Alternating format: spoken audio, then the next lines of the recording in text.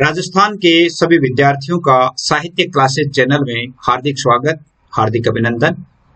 प्रिय विद्यार्थियों, हिंदी अनिवार्य का मॉडल पेपर 2 यानी आपकी उच्च माध्यमिक परीक्षा 2021 के लिए जो मॉडल पेपर दूसरा जारी कर रहे हैं, इससे पहला मॉडल पेपर जारी किया गया। आप सभी का बहुत अधिक स्नेह प्राप्त हुआ और आपके द्वारा जो एक स्नेह भरा आदेश दिया गया कि कम से कम 2 मॉडल तो हमें उपलब्ध करवाएं, तो ये दूसरा मॉडल पेपर आपके लिए लॉन्च कर रहा हूं।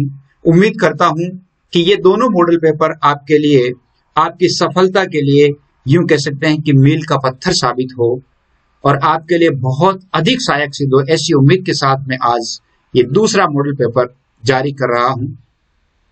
दूसरा मॉडल पेपर जारी करने से पहले थोड़ा सा अपने इस पाठ्यक्रम पर थोड़ी सी चर्चा हम कर लेते हैं कि इस मॉडल पेपर में थोड़ा सा परिवर्तन किया गया है। परिवर्तन क्या किया गया है? आपके इसमें जो 28 प्रश्न आएंगे, 28 प्रश्नों में से पहला प्रश्न जो होगा उसमें एबीसीडी यानी मल्टीपल चॉइस वाले 10 क्वेश्चन होंगे। दूसरे से लेकर के 11वें प्रश्न तक यानी मॉडल पेपर के अनुसार तो आपका एक गद्यांश होगा, उस गद्यांश में से भी प्रश्न आएंगे। लेकिन मैंने यहां पर अपठित गद्यांश नहीं देकर के उसके स्थान पर भी वस्तुनिष्ठ प्रश्न ही दिए हैं, मल्टीपल चॉइस वाले प्रश्न ही दिए हैं। कितने? 10। क्यों दिए हैं? क्योंकि इससे अपनी तैयारी दुगुनी हो जाएगी। अपठित गद्यांश को पढ़कर तो आप सभी उत्तर दे सकेंगे, क्योंकि वो गद्यांश तो अपठित होगा जो पेपर में ही आएगा। तो इसलिए हम उसका अभ्यास कर सकते हैं। अभ्यास के नाम पर तो हम जैसे अपनी किताब पढ़ते हैं, किताब को पढ़ करके पैसेज में से जो उत्तर देते हैं या पाठ के बाद में जो उत्तर देते हैं, उनमें और अपठित गद्यांश में कोई फर्क नहीं है। तो उनके उत्तर तो आप लिख सकते हैं, लेकिन कुछ 10 प्रश्न आपके लिए एक्स्ट्रा इसलिए दिए जा रहे हैं ताकि महत्वपूर्ण जो प्रश्न है उनको चूज किया जा सके। आपके मॉडल पेपर के प्रश्न है वो आपके मुख्य प्रश्न पत्र के लिए सहायक सिद्ध हो सके। तो मैं उम्मीद करता हूं कि प्रथम मॉडल पेपर में भी मैंने 20 प्रश्न दिए थे और इसमें भी मैंने 20 प्रश्न ही दिए हैं। 20 प्रश्न इसलिए दिए हैं ताकि आपकी तैयारी अच्छी हो सके। और इससे पहले आपके प्रश्नोत्तर बैंक जारी किए गए। प्रश्नोत्तर बैंक में भाग 4 तक यानी भाग 5 तक 5 भाग तक और लगभग 150 क्वेश्चन जो मुख्य प्रश्न है वो जारी किए गए हैं। दूसरा मॉडल पेपर जारी कर रहा हूं। इतना पढ़ने के पश्चात उम्मीद करता हूं कि इतना पढ़ लेने के पश्चात तो आपकी जो सफलता है बहुत अधिक अच्छी हो जाएगी। आप सभी की सुविधा के लिए व्हाट्सएप ग्रुप का निर्माण भी किया गया है और मेरे जो व्हाट्सएप नंबर है वो आगे इसी वीडियो में दिए गए हैं। वहां से भी आप लिख करके व्हाट्सएप नंबर लेकर के और आप यानी अपनी कोई भी क्वेरी है वो लिख सकते हैं और मेरे व्हाट्सएप ग्रुप में शामिल हो सकते हैं। तो इसके लिए आइए शुरू करते हैं, देखते हैं कि प्रश्न और आज का मॉडल पेपर कैसा है, इसमें कौन कौन से महत्वपूर्ण प्रश्न आने वाले हैं। तो आइए शुरू करते हैं।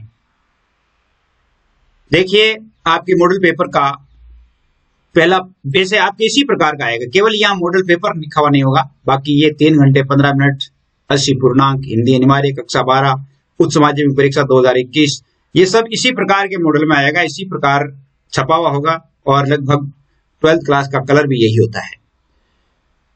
पहला प्रश्न देखिए, द्वितीय विश्व युद्ध के आसपास किस साहित्यिक विधा का प्रादुर्भाव हुआ? किस साहित्यिक विधा का प्रादुर्भाव हुआ?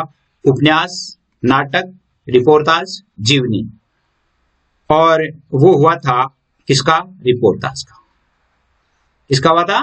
रिपोर्टाज का। इसमें पहले जो प्रश्न है आपके संवाद सेतु के लिए गए हैं, तो इसमें यह जरूरी नहीं कि पहले प्रश्न संवाद सेतु का है। पहले प्रश्न सर्जना के हो सकते हैं, पहले प्रश्न आपके हिंदी व्याकरण के हो सकते हैं।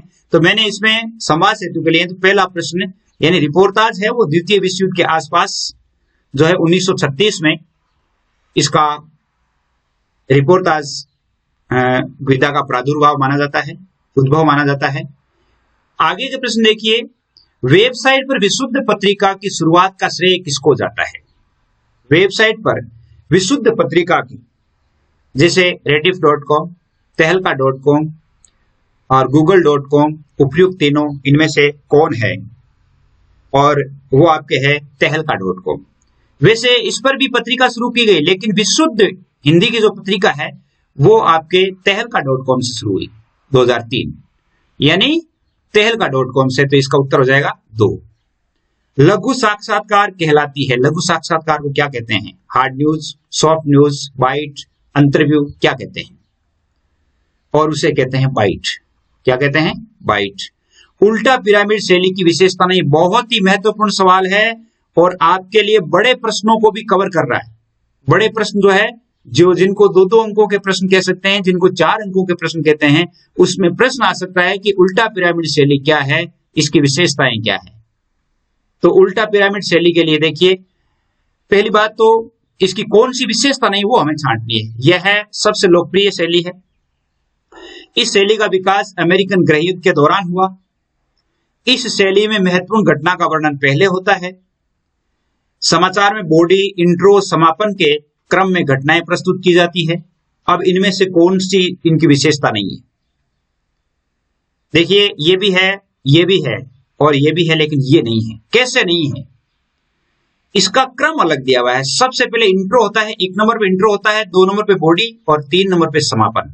तो इसको ऐसे लिखना है कि समाचार में इंट्रो, बॉडी एवं समापन के क्रम में घटनाएं प्रस्तुत की जाती है। जबकि देखो, आपके लिए यानी आपका जो परीक्षक है आपको भ्रमित करने के लिए, यानी आपका ज्ञान चेक करने के लिए इस प्रकार भी दे सकते हैं, उनको क्रम याद है कि नहीं है। बॉडी, इंट्रो, समापन, जबकि इंट्रो पहले होता है, बॉडी बाद में होती है और समापन लास्ट में होता है।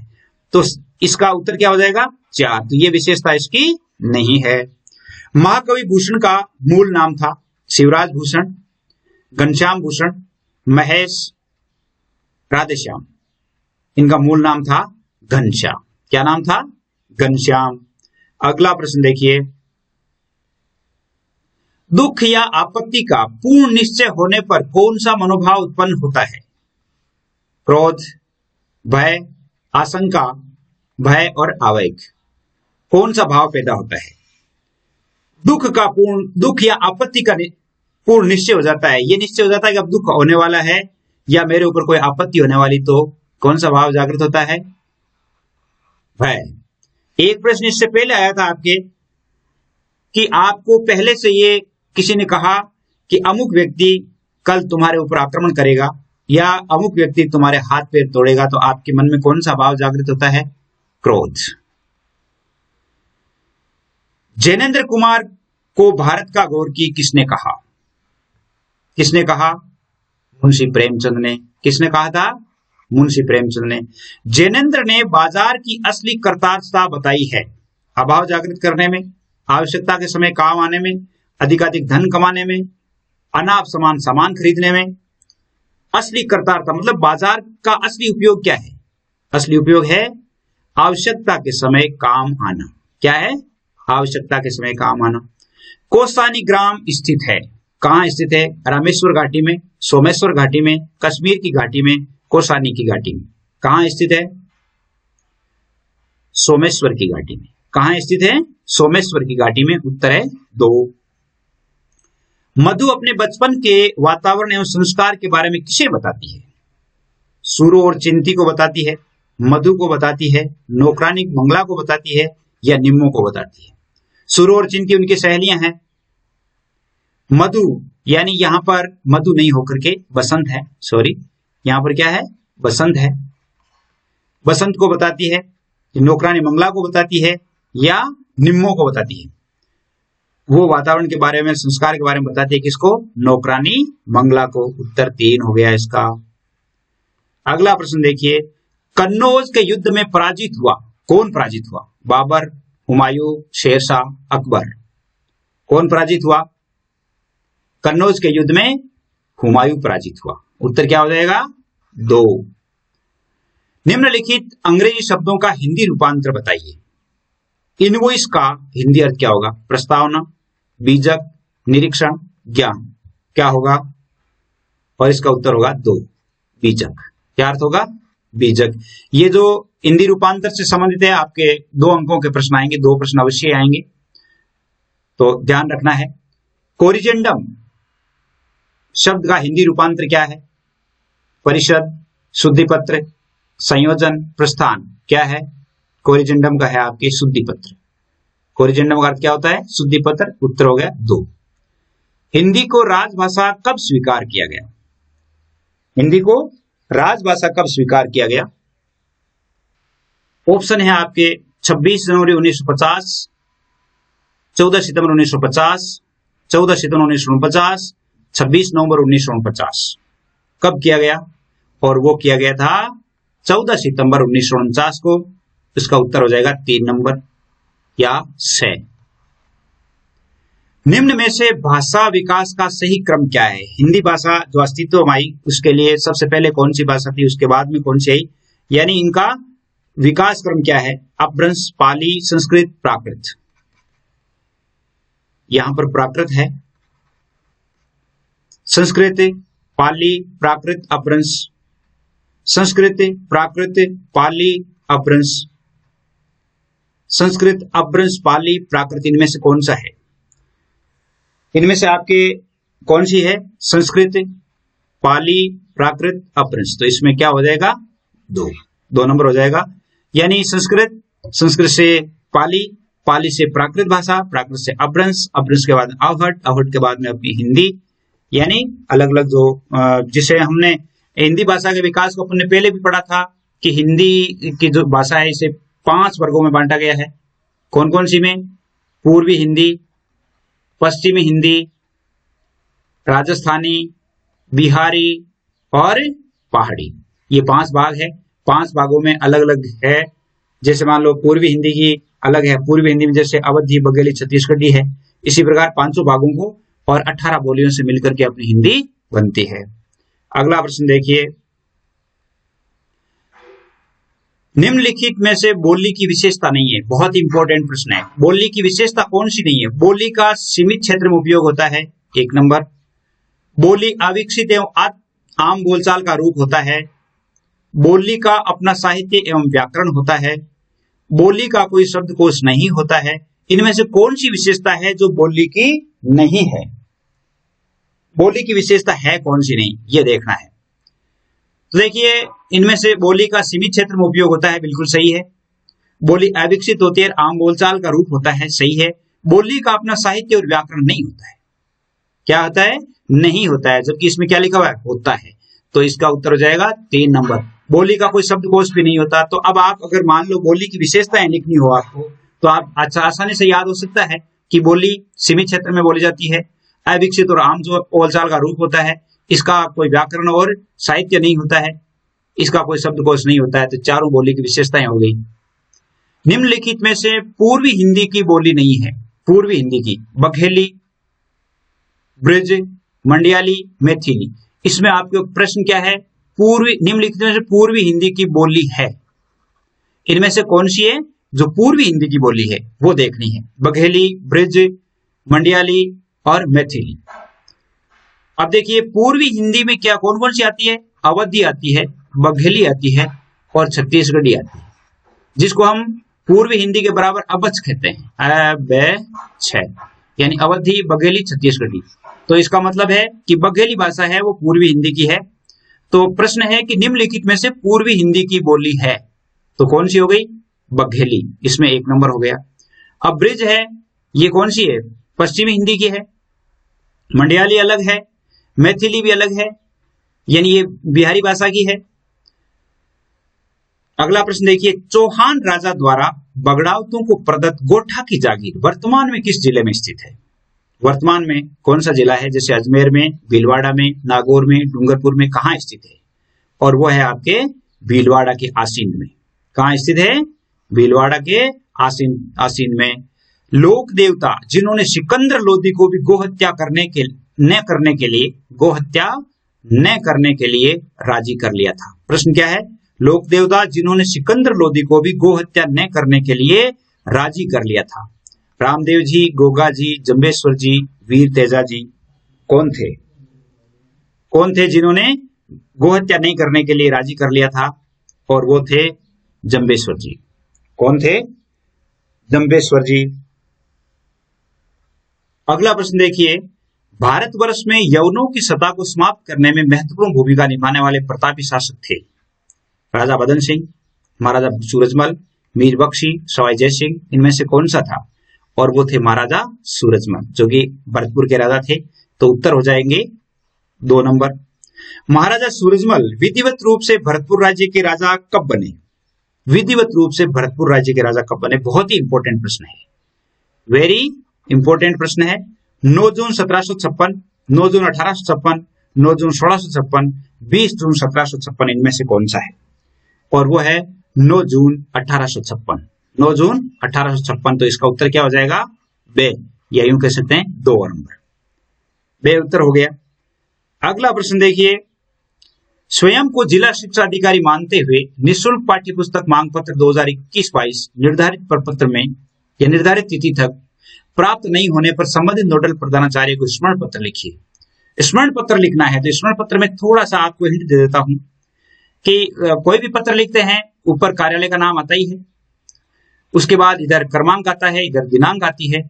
दिनांक के साथ साथ आपको स्मरण पत्र नाम लिखना है। और उस स्मरण पत्र क्यों लिखा जाता है? जब जैसे मान लो कोई पत्र भेजा जाता है किसी अधिकारी के द्वारा और उस अधिकारी ने जब जवाब नहीं दिया तो उस अधिकारी को वापस याद दिलाने के लिए कि इतने क्रमांक का पत्र आपके पास आया है, उस पत्र का जवाब आपने अभी तक नहीं दिया है, उसके संबंध में स्मरण पत्र लिखा जाता है, जिसको अनुस्मारक भी कहते हैं। क्या कहते हैं?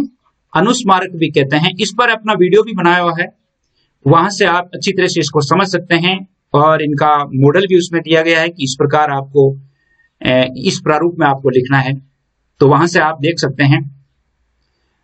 और अनुस्मारक लिखना है, अनुस्मारक में आपको स्मरण पत्र और उस तिथि का संदर्भ जरूर लिखना है कि इतनी तारीख को। फिर जैसे मान लो 21-22 के लिए, यानी निःशुल्क पाठ्य पुस्तक मांग पत्र 21-22 के लिए निर्धारित प्रपत्र में आपसे सूचना मांगी गई थी लेकिन आज तक प्राप्त नहीं हुई, अतः पुनः एक बार आपको ये पत्र द्वारा सूचित किया जाता है कि शीघ्र ही निःशुल्क पाठ्य पुस्तक मांग पत्र 2021-22 निर्धारित प्रपत्र में भेजें। और आज्ञा से जो है वो बड़ा अधिकारी है वही भेजता है। स्वयं को शासन सचिव मानव संसाधन विकास मंत्रालय नई दिल्ली मानते हुए शासन सचिव शिक्षा विभाग राजस्थान सरकार से सतत साक्षरता अभियान को सफल बनाने हेतु अपना सुझाव प्रेषित करने हेतु अर्थशास्त्रीय पत्र लिखिए। अर्थशास्त्रीय पत्र को आपको पता ही है कि अर्थशास्त्रीय पत्र जो होता है 2 समकक्ष अधिकारियों में लिखे जाते हैं, 2 समकक्ष अधिकारियों में लिखे जाते हैं, यानी जैसे सलाह मशविरा करने के लिए। तो ये भी आपको बताया हुआ है वीडियोज में अच्छी तरह से। रहीमदास जी ने सज्जन व्यक्तियों के रूठ जाने पर भी बार बार मनाने को क्यों कहा है? रहीमदास जी क्या कहते हैं? रूठे सज्जन मनाइए जो रूठे 100 बार, यानी जो रूठे 100 बार, यानी रहीमन मुक्ता पोइए टूटे मुक्ता हार। ये इसने कहा है कि जो जैसे मान लो सोने का कोई आभूषण है टूट जाता है तो उसे बार बार पोया जा सकता है, उसमें किसी प्रकार की कोई गांठ नहीं होती। इसी प्रकार सज्जन व्यक्ति भी रूठ जाने पर और जब उसे वापस मना लिया जाता है तो उनके दिल में, उनके हृदय में किसी प्रकार की कोई गांठ नहीं होती है। 14वां प्रश्न देखिए, या अनुरागी चित्त की गति समझे नहीं को, ज्यों ज्यों बूढ़े श्याम रंग त्यों त्यों उज्जवल हो। इस दोहे का भावार्थ बताना है। अर्थात अपने मन की गति है, इसको कोई नहीं समझता, और यह ज्यों ज्यों श्री कृष्ण की भक्ति में डूबता है त्यों त्यों उज्जवल होता जाता है, अर्थात निष्पाप होता जाता है। तो इसमें एक तो विरोधाभास अलंकार है, ज्यों ज्यों बूढ़े श्याम रंग त्यों त्यों उज्जवल हो, यानी श्याम रंग में डूबना और उज्जवल होना। इस प्रकार का आपके हिंदी साहित्य में भी आ सकता है। तो इसमें एक तो विरोधाभास अलंकार है, विभावना भी है। तो इसका भावार्थ क्या हो गया कि श्री कृष्ण की भक्ति में डूबने वाले व्यक्ति सदा निष्पाप हो जाते हैं। अगला प्रश्न देखिए, ममता कहानी में भारतीय संस्कृति के किन किन मूल्यों को उभारा गया है? ममता कहानी जो कि आपके जयशंकर प्रसाद द्वारा लिखी गई है, और जयशंकर प्रसाद द्वारा लिखी गई है ममता कहानी, जिसमें हुमायूं वहां पर जाता है। ममता जो है सेनापति चूड़ामणि की बेटी होती है और वह सेनापति युद्ध में मारा जाता है। मारा जाने के पश्चात वह अपना घर छोड़ करके वन में चली जाती है, वहां वन में रहती है। और रहते हुए जब हुमायूं है वो चौसा के युद्ध में उससे शेरशाह से अपनी जान बचा करके भाग रहा था, भाग करके और उस ममता के पास ही उन्होंने शरण ली थी।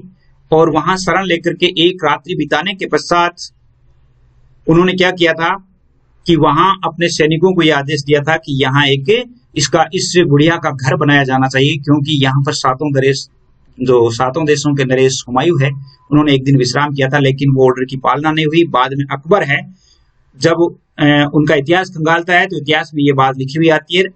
वहां पर अकबर है वो अपने सैनिकों को भेजता है, सैनिक वहां जाते हैं, लेकिन उस समय 70 साल यानी 70 वर्ष की हो जाती है ममता, और वो गर्भासन अवस्था में होती है।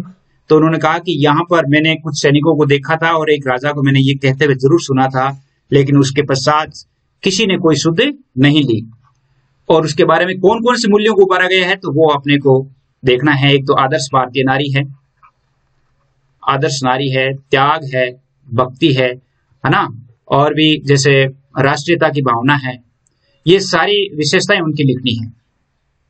उसने कहा था कहानी की मूल संवेदना लिखनी है। उसने कहा था कहानी है जो चंद्रधर शर्मा गुलेरी की लिखी हुई है, 1915 में ये लिखी गई कहानी। ये प्रथम विश्व युद्ध की पृष्ठभूमि में लिखी गई है और इसमें इस कहानी की मूल संवेदना लिखनी है, इसका सारांश लिखना है, यूं कह सकते हैं। इस कहानी में लेखक ने क्या व्यक्त करना चाहा है ये लिखना है। गांधी जी के अनुसार आत्मा के विकास का क्या अर्थ है, और ये प्रश्न आपके दूसरी पुस्तक में से है, पीयूष प्रवाह में से है, गांधी जी वाले पार्ट्स में से, पीयूष प्रवाह में से। लेखक ने कोसानी गांव में डूबते सूरज का जो वर्णन किया है अपने शब्दों में लिखिए। कोसानी ठेले पर हिमालय, ठेले पर हिमालय, उपेंद्रनाथ अश्क, ठेले पर हिमालय पार्ट में से है ये। रिपोर्टाज क्या है, हिंदी में रिपोर्टाज का विकास कैसे हुआ। रिपोर्टाज क्या है, ये संवाद सेतु का प्रश्न है, ये इस पर भी वीडियो बनाया हुआ है। उल्टा पिरामिड शैली किसे कहते हैं समझाइए। अभी आपने देखा उल्टा पिरामिड शैली, पहले इंट्रो लिखा जाता है और अंत में वो समापन लिखा जाता है। तो उल्टा पिरामिड शैली के बारे में लिखना है। इंटरनेट पत्रकारिता के विकास को अपने शब्दों में लिखना है। इंटरनेट पत्रकारिता जो भारत में कब विकसित हुई या शुरुआत कैसे हुई, इस प्रकार इनका विकास लिखने हैं। लगभग 3-4 विशेषताएं हैं वो लिख के देनी है। अगला प्रश्न देखिए, किसी भी समाचार पत्र के लिए संपादकीय पृष्ठ महत्वपूर्ण होता है कैसे। समाचार लिखने वाले पार्ट में से संवाद सेतु में से है, और संवाद सेतु में से इस प्रश्न को आप अच्छी तरह से तैयार करें। संपादकीय पृष्ठ महत्वपूर्ण कैसे होता है। वाणिज्यिक पत्रकारिता क्या है, इसके विकास के चरण समझाइए। एक तो देखिए विज्ञान पत्रकारिता, एक तो विज्ञान पत्रकारिता, एक वाणिज्यिक पत्रकारिता, ये दोनों इंपॉर्टेंट है, दोनों को आप अच्छी तरह से तैयार करें। निम्नलिखित में से किसी एक शीर्षक के आधार पर एक निबंध लिखना है। एक पर महिला शिक्षा की ओर बढ़ते कदम, दूरदर्शन, वरदान या अभिशाप, मेरी प्रिय पुस्तक अथवा कवि। ऐसा नहीं आएगा, हालांकि इतना ही आएगा मेरी प्रिय पुस्तक, लेकिन मैंने इसको थोड़ा ऐड करके दिया है। ऐड करके इसलिए दिया है कि मेरी प्रिय पुस्तक और मेरा प्रिय कवि, ये भी आपको तैयार करना है। मेरा प्रिय कवि या मेरी प्रिय पुस्तक, इनको आप अच्छी तरह से देखेंगे, तैयार करेंगे। बढ़ती महंगाई, घटता जीवन, यह भी बहुत अच्छा है। महिला शिक्षा की ओर देश के बढ़ते क्रम, जैसे ये भी आ सकता है कि महिला अब और तब, अब और तब आपको महिला के विकास की कहानी है, यानी महिला ने किस प्रकार अपने अस्तित्व को बचाए रखने में, यानी वर्तमान अस्तित्व में आने में उसे किस प्रकार की अवस्थाओं से गुजरना पड़ा, उन सभी के बारे में। प्राचीन काल में महिला की क्या स्थिति थी, मध्यकाल में क्या थी, और वर्तमान काल में उनकी क्या स्थिति है, इस प्रकार उसे विभक्त करके और लिखना है।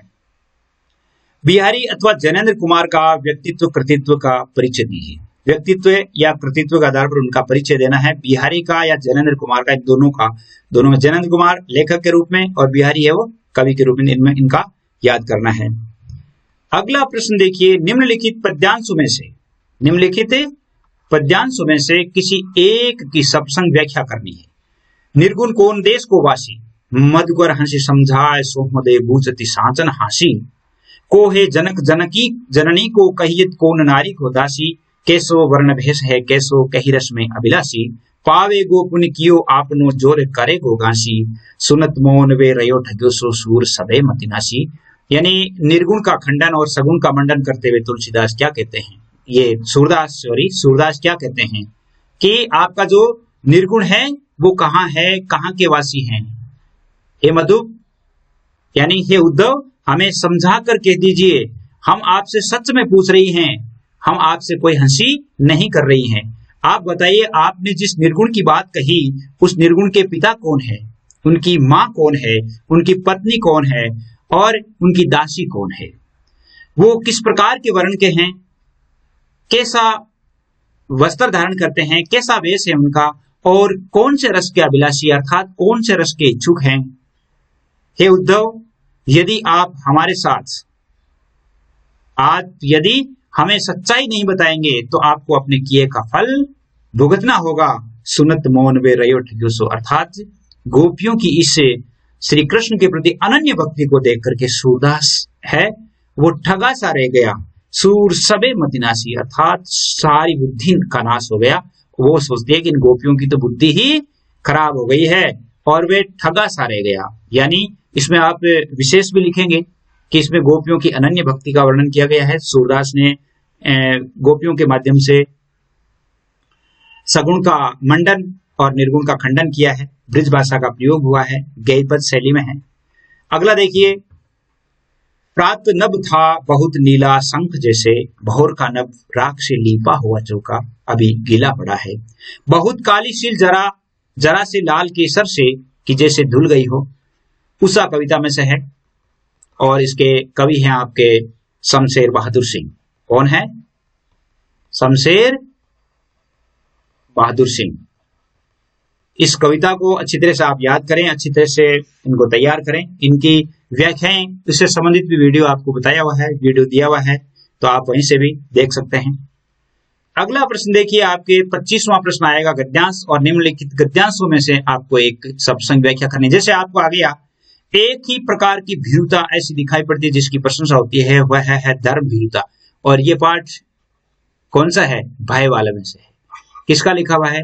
आरसी शुक्ल का, रामचंद्र शुक्ल का। तो इसकी भी व्याख्या करनी है। व्याख्या करते समय आपको प्रसंग लिखना है, प्रसंग बाद में व्याख्या करनी है, व्याख्या के बाद में विशेष भी लिखना है। इसी प्रकार जैसे अगला देखिए, छोटा सा बिल्कुल उजड़ा सा गांव और बर्फ का तो नाम नहीं निशान नहीं। और बर्फ से संबंधित आपको पता है कौन सा पाठ है? वो ठेले पर हिमालय। कौन सा है? ठेले पर हिमालय, उस पाठ में से है। अगला प्रश्न देखिए, 26 से लेकर के 28 तक, 26 से लेकर के 28 तक प्रत्येक प्रश्न 6 अंकों का होगा। 3-3 आपके इसमें ऑप्शन दिए हुए हैं, तीनों में से कोई भी प्रश्न। बिहारी का काव्य सौंदर्य लिखिए। काव्य सौंदर्य लिखते समय आपको भाव पक्ष और कला पक्ष दोनों का वर्णन करना है। भाव पक्ष में आप बिहारी ने क्या क्या, जैसे बिहारी ने भक्ति है, नीति है, इससे संबंधित क्या श्रृंगार है। कला पक्ष में कैसे शब्दों का यूज किया है इन्होंने, कैसे उपयोग किया है, और इसमें अलंकार कोई है, छंद है, या कोई और तरह की जैसे मान लो कला इन्होंने विकसित की है, तो वो इसमें लिखना है। भूषण का काव्य राष्ट्रीयता, वीरता, ओजगुण से उत्प्रोत है। अब इस प्रकार के जो प्रश्न होते हैं, इस प्रकार के प्रश्नों में किसी प्रकार के पॉइंट बनाने की जरूरत नहीं होती। सबसे पहले आप भूषण का थोड़ा सा प्रस्तावना दे दीजिए। प्रस्तावना देने के बाद में सीधा लिख दिया, भूषण के काव्य में राष्ट्रीयता की भावना नंबर 1, भूषण के काव्य में वीरता, भूषण के काव्य में ओजगुण।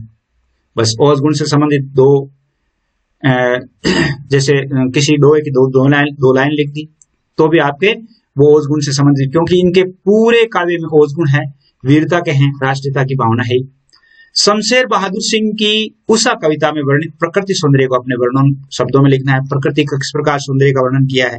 प्रातःकालीन उगते हुए सूरज का उन्होंने वर्णन किया है। उगते सूरज से पहले सूर्य का रंग है वो कैसा होता है, आकाश का रंग कैसा हो जाता है, और धीरे धीरे आकाश का रंग जैसे मान लो सबसे पहले कैसा होता है, जैसे राख से लिपा हुआ चौका, उसके बाद काली शील जिसको केसर से धो दिया हो, इसके बाद सलेट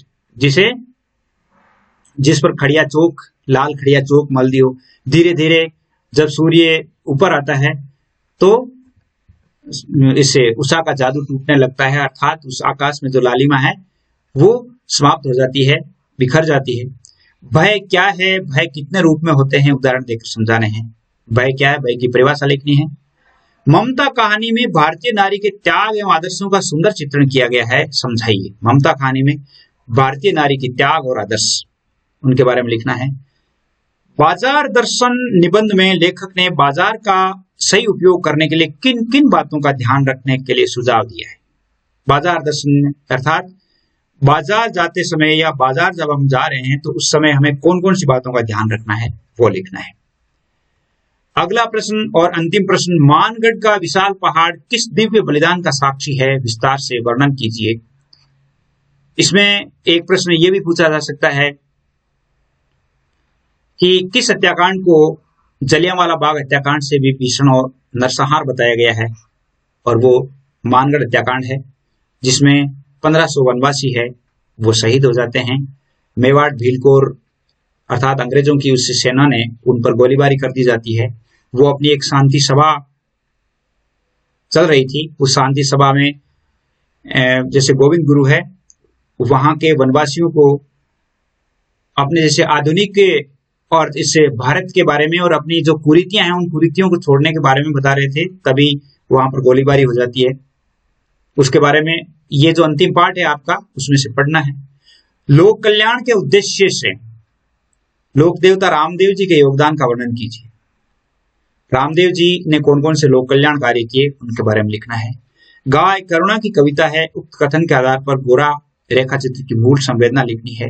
गोरा रेखा चित्र में महादेवी जी ने गाय के बारे में क्या क्या लिखा है, गाय हमारे लिए कितनी महत्वपूर्ण है, और उन्होंने क्या विडंबना जताई है। एक जगह कहा मेरा गोपालक देश, यानी गायों को पालने वाला देश, जहां पर लोग ईर्ष्यावश गाय को सुई खिलाकर मार तक देते हैं।